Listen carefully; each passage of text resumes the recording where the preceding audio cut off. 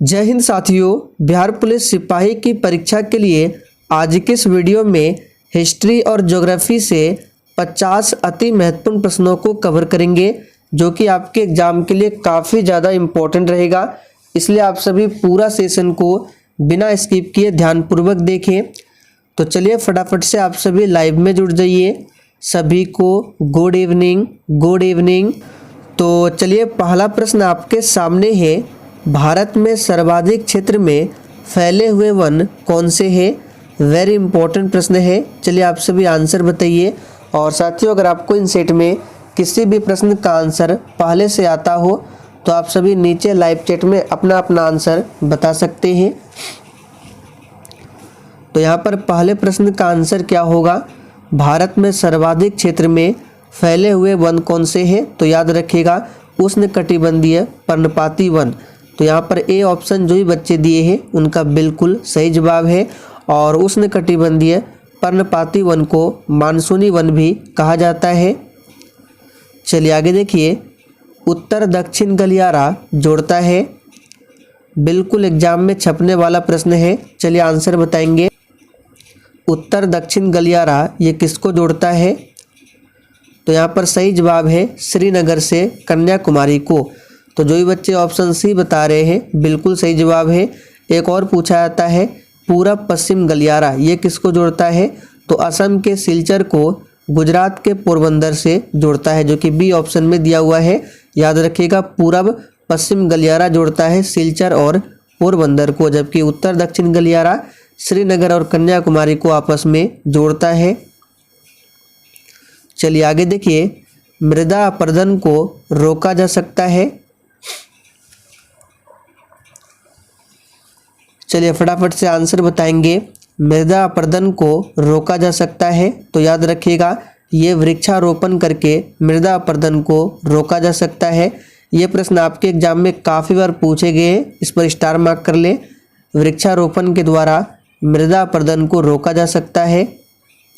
चलिए आगे देखिए, पश्चिम मध्य रेलवे का मुख्यालय कहाँ पर स्थित है? चलिए ये भी वेरी इंपॉर्टेंट प्रश्न है, इसको भी मार्क कर लें। पश्चिम मध्य रेलवे का हेडक्वार्टर कहाँ पर है?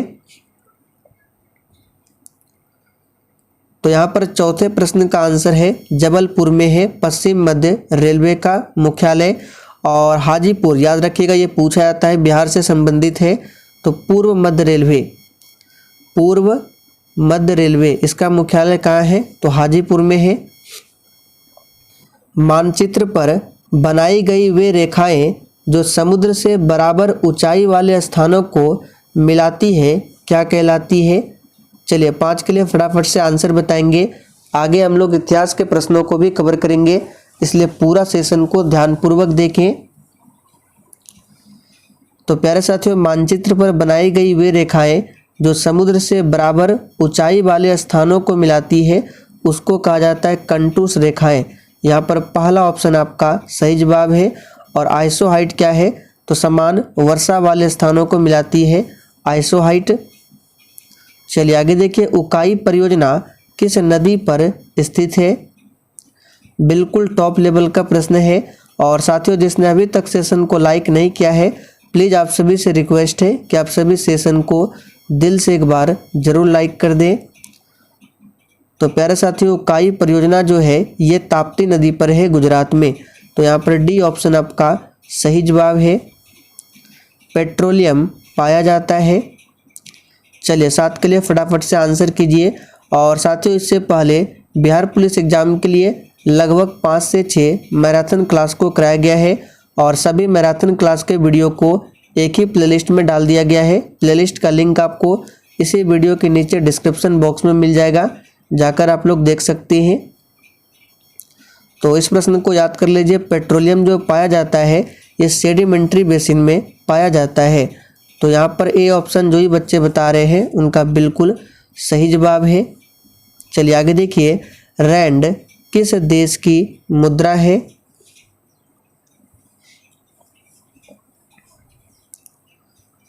तो साथियों, रैंड जो है ये किस देश की मुद्रा है? यहाँ पर सही जवाब है दक्षिण अफ्रीका की मुद्रा है रैंड। याद रखेंगे, दक्षिण अफ्रीका। निम्नलिखित में से कौन सा भौगोलिक शब्द पानी से घिरे उपमहाद्वीपीय भूमि के टुकड़े से संबंधित है? तो यहाँ पर सही जवाब क्या हो जाएगा? द्वीप। याद रखिएगा द्वीप है। निम्नलिखित में से कौन सा विश्व का सबसे बड़ा द्वीप समूह है? चलिए आंसर करेंगे फटाफट से, एक भी प्रश्नों को स्किप नहीं करना है, इंपॉर्टेंट प्रश्न है। तो विश्व का सबसे बड़ा द्वीप समूह कौन सा है? तो यहाँ पर सही जवाब क्या हो जाएगा? इंडोनेशिया। याद रखिएगा ऑप्शन के अकॉर्डिंग क्या होगा? इंडोनेशिया। अंडमान और निकोबार द्वीप समूह की बात करें तो इसकी राजधानी कहाँ पर है? तो पोर्ट ब्लेयर में, जो कि साउथ अंडमान में स्थित है। चलिए आगे देखिए, शिमला, नैनीताल, मसूरी आदि पर्वतीय नगर किस हिमालय में है? चलिए 11 के लिए आंसर कीजिए आप सभी। शिमला, नैनीताल, मसूरी आदि पर्वतीय नगर किस हिमालय में है? तो याद रखिएगा यह है मध्य हिमालय में। यहाँ पर पहला ऑप्शन आपका सही जवाब है। और हिमालय पर्वत की बात करें तो ये सबसे नवीनतम पर्वत है और ये वलित पर्वत के उदाहरण है, पूछा जाता है। तो हिमालय जो है वलित पर्वत के उदाहरण है। इंग्लैंड ने अमेरिका पर स्टाम्प एक्ट किस वर्ष में लागू किया था? चलिए इतिहास के प्रश्न आंसर कीजिए फटाफट से। इंग्लैंड ने अमेरिका पर स्टाम्प एक्ट किस वर्ष में लागू किया था? तो याद रखिएगा 1765 में। यहाँ पर बी ऑप्शन जो ही बच्चे दिए हैं उनका बिल्कुल सही जवाब है 1765 में।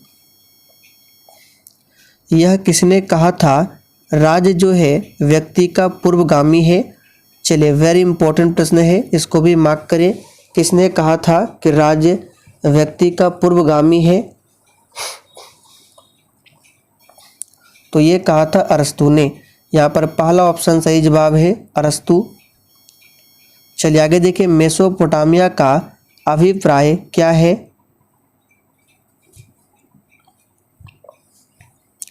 तो यहाँ पर 14 का आंसर क्या हो जाएगा? मेसोपोटामिया का अभिप्राय क्या है? तो दजला फरात नदियों के बीच की जो उपजाऊ भूमि है उसी को कहा जाता है मेसोपोटामिया। चलिए आगे देखिए, प्रथम अफीम युद्ध का समापन करने वाली संधि कौन सी थी? फटाफट से आंसर बताएंगे आप सभी। प्रथम अफीम युद्ध का समापन करने वाली संधि कौन सी थी? तो याद रखिएगा नानकिंग की संधि। यहाँ पर पहला ऑप्शन सही जवाब है प्रथम अफीम युद्ध। ये 1839-42 में हुआ था। चलिए आगे देखिए, जहांगीर के शासनकाल में निम्नलिखित में से किस चित्रकार को नादिर उल उसर के खिताब से नवाजा गया? चलिए 16 के लिए फटाफट से आंसर करेंगे। और साथियों हो सकता है आज रात 9 बजे की क्लास जो है वो बंद रह सकता है, बाकी 8 बजे और 8:30 बजे की क्लास होगी। तो यहाँ पर आंसर क्या हो जाएगा 16 का? तो याद रखिएगा उस्ताद मंसूर। गांधार कला शैली समन्वय है। तो इस प्रश्न को हमने आपको बहुत बार कराया है। गांधार कला शैली जो है ये किसका समन्वय है? तो याद रखिएगा भारतीय और किसका? ग्रीकों का। तो यहाँ पर डी ऑप्शन सही है। जब 1942 में अखिल भारतीय राष्ट्रीय कांग्रेस ने भारत छोड़ो आंदोलन छेड़ा तब भारत का वायसराय कौन था? देखिए भारत छोड़ो आंदोलन कब हुआ था? 1942 में। इसी में महात्मा गांधी ने करो या मरो का नारा दिया था। तो उस समय भारत का वायसराय कौन था? तो याद रखिएगा लॉर्ड लिनलिथगो। यूटोपिया का लेखक कौन था? और जितने भी प्रश्न आपके सही हो रहे हैं आप लोग कॉपी में लिखते जाइए। सेशन के लास्ट में आपको अपना अपना स्कोर कमेंट करके बताना है कि आपने कितने प्रश्न सही किए हैं 50 में से। तो यूटोपिया का लेखक कौन था? तो थॉमस मोर। सांची स्तूप मूल रूप से किस मौर्य शासक ने बनवाया था? आज आपको 50 प्रश्न में से कम 45 प्रश्न सही करने हैं। तो सांची स्तूप जो है ये बनवाया था किसने? तो अशोक ने। यहाँ पर सी ऑप्शन सही है। बिहार में सबसे पहले किस स्थान से नवपाषाण युगीन अवशेष प्राप्त हुए? तो बिहार में सबसे पहले किस स्थान से? तो याद रखिएगा यहाँ पर सही जवाब क्या होगा? चिरांद। सही कर लेंगे इस तरह से। तो बिहार में सबसे पहले चिरांद स्थान से नवपाषाण युगीन अवशेष प्राप्त हुए। बिहार का कुल भौगोलिक क्षेत्रफल कितना है? चलिए इसे भी ध्यान रखें, हो सकता है आपके एग्जाम में पूछ ले बिहार का कुल भौगोलिक क्षेत्रफल। तो इसका सही जवाब है 94,163 वर्ग किलोमीटर। निम्नलिखित में से कौन सा वन्य जीव अभयारण्य बिहार के मुंगेर जिले में स्थित है? तो बहुत ही सिंपल प्रश्न है, कौन सा है? तो याद रखिएगा भीम बांध वन्य जीव अभयारण्य, ये बिहार के मुंगेर में है। निम्नलिखित में से कौन बिहार के साथ सीमा साझा करता है?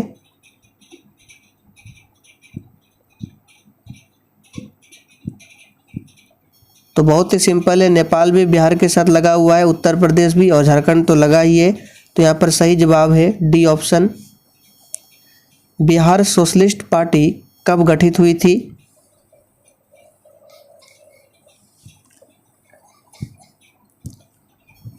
तो चलिए यहाँ पर 25 का सही जवाब क्या है? 1931 में। बिहार सोशलिस्ट पार्टी कब गठित हुई? तो 1931 में। बिहार में कांग्रेस का पहला अधिवेशन कहाँ पर हुआ था? चलिए 26 के लिए आंसर कीजिए फटाफट से।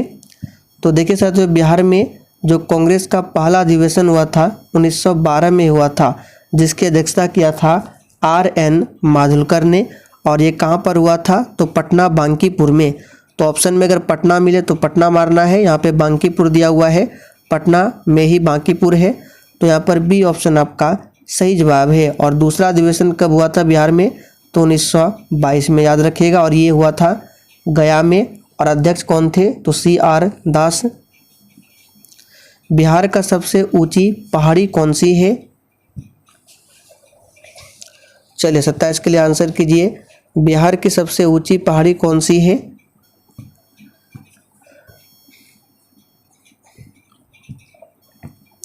तो इसका सही जवाब है सोमेश्वर की पहाड़ी। ये बिहार की सबसे ऊंची पहाड़ी है। बिहार में लोकसभा के लिए कितने सदस्य चुने जाते हैं?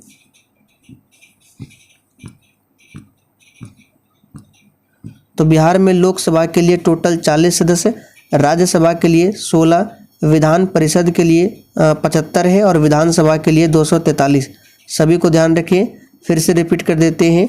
लोकसभा के लिए 40, राज्यसभा के लिए 16, विधानसभा के लिए 243 और विधान परिषद के लिए 75 सीट। सभी को ध्यान रखें। आंसर बताएंगे खनिज चट्टानें, अखनिज चट्टानें, विंध्यन समूह की चट्टानें या फिर आधुनिक युग की चट्टानें। तो याद रखिएगा धारवाड़ शैल समूह में पाई जाती है खनिज चट्टानें। यहाँ पर पहला ऑप्शन सही है। धारवाड़ समूह की चट्टानें बिहार के किन जिलों में मिलती है?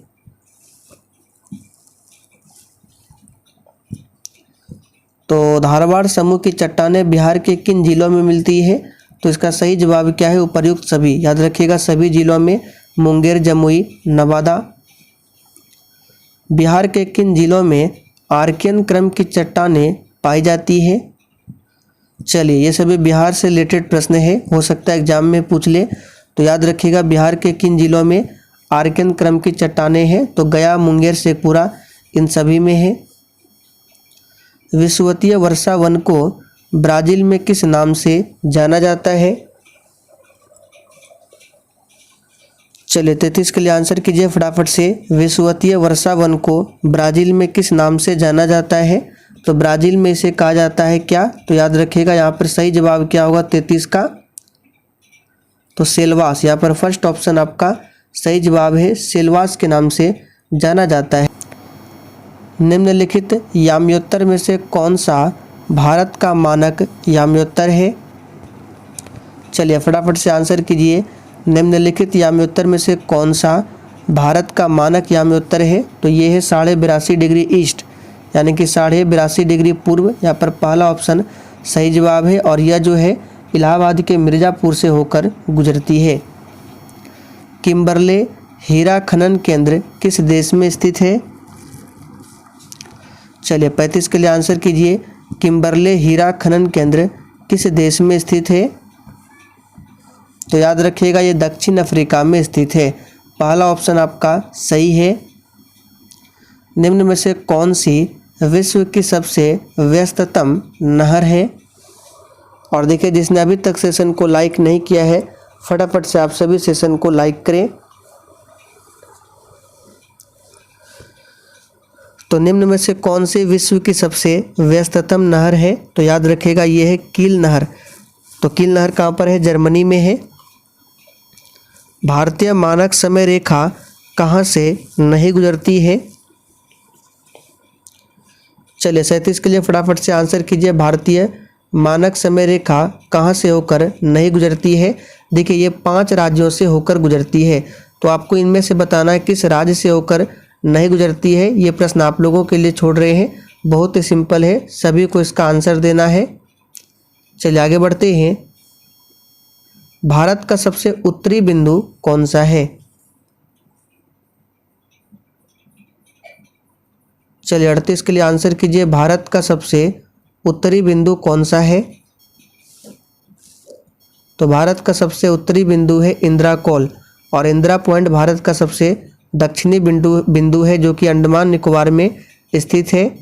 और सर क्रिक ये सबसे पश्चिमी बिंदु है जो कि गुजरात में है, और किबिथु सबसे पूर्वी बिंदु है।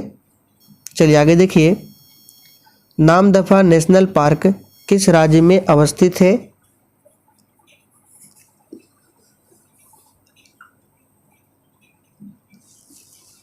तो नामदफा नेशनल पार्क जो है ये अरुणाचल प्रदेश में स्थित है। असम में कौन सा है? तो मानस नेशनल पार्क है, और काजीरंगा नेशनल पार्क, ये दोनों असम में है। और काजीरंगा नेशनल पार्क जो है ये एक सींग वाले गैंडे के लिए प्रसिद्ध है। सिमलीपाल पूछा जाता है, उड़ीसा में है। ग्रीष्म ऋतु में होने वाली वर्षा को कहाँ पर आम्र वर्षा के नाम से जाना जाता है? तो यहाँ पर 40 का सही जवाब क्या हो जाएगा? केरल में कहा जाता है आम्र वर्षा। भारत में प्रथम बार सैनिक शासन व्यवहार में लाया गया। चलिए 41 के लिए आंसर कीजिए। भारत में प्रथम बार सैनिक शासन व्यवहार में कब लाया गया? तो इसका सही जवाब क्या है? किसके द्वारा? तो ग्रीकों द्वारा लाया गया। यहाँ पर पहला ऑप्शन सही जवाब है। ग्रीक को ही यूनानी कहा जाता है, तो यूनानियों द्वारा भारत में प्रथम बार सैनिक शासन व्यवहार लाया गया था। सुगौली की संधि किनके बीच संपन्न हुई थी? चलिए 42 के लिए फटाफट से आप सभी आंसर बताइए। सुगौली की संधि ये किसके बीच संपन्न हुई थी? तो याद रखिएगा सुगौली की संधि जो है ईस्ट इंडिया कंपनी और नेपाल के बीच में संपन्न हुई थी। आप लोग कमेंट करके बताइए सुगौली की संधि कब हुआ था। 16 महाजन पदों की सूची उपलब्ध है। चलिए 43 के लिए फटाफट से आंसर कीजिए। 16 महाजन पदों की सूची किसमें उपलब्ध है? तो यहाँ पर इसका सही जवाब है ये अंगुत्तर निकाय में उपलब्ध है। तो बी ऑप्शन जो ही बच्चे दिए हैं बिल्कुल सही जवाब है, अंगुत्तर निकाय में। दिल्ली के लाल किले का निर्माण किसने करवाया था? तो यहाँ पर 44 का आंसर क्या हो जाएगा? दिल्ली के लाल किले का निर्माण शाहजहां ने करवाया था। किस गवर्नर जनरल ने 1911 में भारत की राजधानी कोलकाता से दिल्ली स्थानांतरित करने की घोषणा की थी? देखिए भारत की राजधानी जो है कोलकाता से दिल्ली स्थानांतरित करने की घोषणा हुई थी 1911 में, लेकिन लाया गया था 1912 में। तो किस गवर्नर जनरल ने किया था? तो लॉर्ड हार्डिंग ने।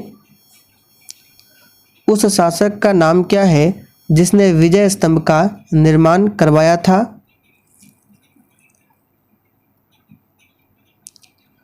तो उस शासक का नाम क्या है? तो यहाँ पर 46 का आंसर क्या हो जाएगा? राणा कुंभा। याद रखिएगा राणा सांगा नहीं होगा, राणा कुंभा। भारत में खोजा गया सबसे पहला पुराना शहर कौन सा था? चलिए 47 के लिए फटाफट से आंसर बताइए। भारत में खोजा गया सबसे पहला और पुराना शहर कौन सा था? तो याद रखिएगा हड़प्पा। हड़प्पा की खोज 1921 में दयाराम साहनी ने किया था और ये रावी नदी के तट पर है। काशी और लिच्छवी का विलय मगध साम्राज्य में किसने किया था? चलिए 48 के लिए आंसर कीजिए फटाफट से। काशी और लिच्छवी का जो विलय है मगध साम्राज्य में किसने किया था? तो इसका सही जवाब है अजातशत्रु ने। याद रखिएगा अजातशत्रु कौन थे? तो बिंबिसार के पुत्र थे। और अजातशत्रु के पुत्र कौन थे? तो उदयन। सभी को ध्यान रखेंगे। सातवाहन राज्य की राजधानी कहाँ पर थी? चलिए 49 के लिए आंसर कीजिए। सातवाहन राज्य की राजधानी कहाँ पर थी? तो इसका सही जवाब क्या होगा? पैठन, जिसको प्रतिष्ठान भी कहते हैं। चलिए आगे देखिए। दक्षिण अफ्रीकी यात्री इब्न बतूता किसके शासनकाल में भारत आया था? देखिए इब्न बतूता मोरक्को यात्री था और यह मोहम्मद बिन तुगलक के समय में भारत आया था। गोदान किसकी रचना है? चलिए 51 के लिए आंसर कीजिए। गोदान किसकी रचना है? तो याद रखिएगा गोदान जो है ये किसकी रचना है? तो मुंशी प्रेमचंद की रचना है। नहर निर्माण कराने वाला दिल्ली का प्रथम सुल्तान कौन था? चलिए 52 के लिए आंसर कीजिए फटाफट से। नहर निर्माण कराने वाला दिल्ली का प्रथम सुल्तान कौन था? तो यहाँ पर इसका सही जवाब क्या हो जाएगा? तो याद रखिएगा गयासुद्दीन तुगलक। काफ़ी ज़्यादा इम्पोर्टेंट प्रश्न है, इसको याद रखिएगा। गयासुद्दीन तुगलक। किस गुप्तकालीन शासक को कविराज कहा गया? चलिए आंसर कीजिए 53 के लिए फटाफट से। किस गुप्तकालीन शासक को कविराज कहा गया? तो सही जवाब है समुद्रगुप्त को, और इसको भारत का नेपोलियन भी कहा जाता है। अंग्रेज पुलिस अफसर कैप्टन सैंडर्स किसके द्वारा गोली से मारा गया था? तो बहुत ही सिंपल है, भगत सिंह के द्वारा। चलिए आखिरी प्रश्न है। तैमूर लंग ने किसके शासनकाल में भारत पर आक्रमण किया था? तो यहाँ पर 55 का सही जवाब है किसके शासनकाल में? तो याद रखिएगा नसीरुद्दीन महमूद तुगलक के समय में। यहाँ पर डी ऑप्शन आपका सही है। चलिए तो साथियों आज के लिए इतना ही। सेशन पसंद आया हो तो जाते जाते आप सभी सेशन को एक लाइक ज़रूर कर दें और सेशन को शेयर करना ना भूलें।